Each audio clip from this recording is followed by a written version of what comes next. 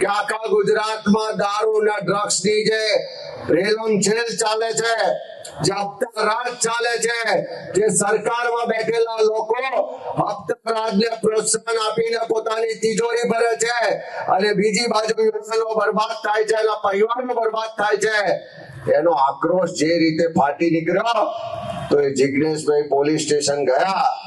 તેનો વિરોધ કરવા હવે આ ભાજપિયાઓ એમના મળતિયાઓને મોકલી અને પોલીસના નામે મહિલાઓને આગળ કરી અને પોતાના હપ્તા લૂંટાઈ જવાના છે. હવે આવક બંધ થઈ જવાની છે.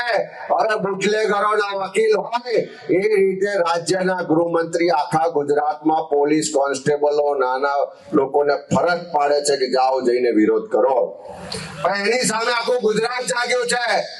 આજે ગુજરાતના ગામે ગામ શહેરે શહેર એક અવાજ થઈને લોકો બહાર આવી રહ્યા છે કે કોઈ પણ સંજોગો થાય આ ગુજરાતમાંથી દારૂ ને ડ્રગ્સ ના હપ્તા લેવા વાળા લોકોને ખુલ્લા પાડવાના છે.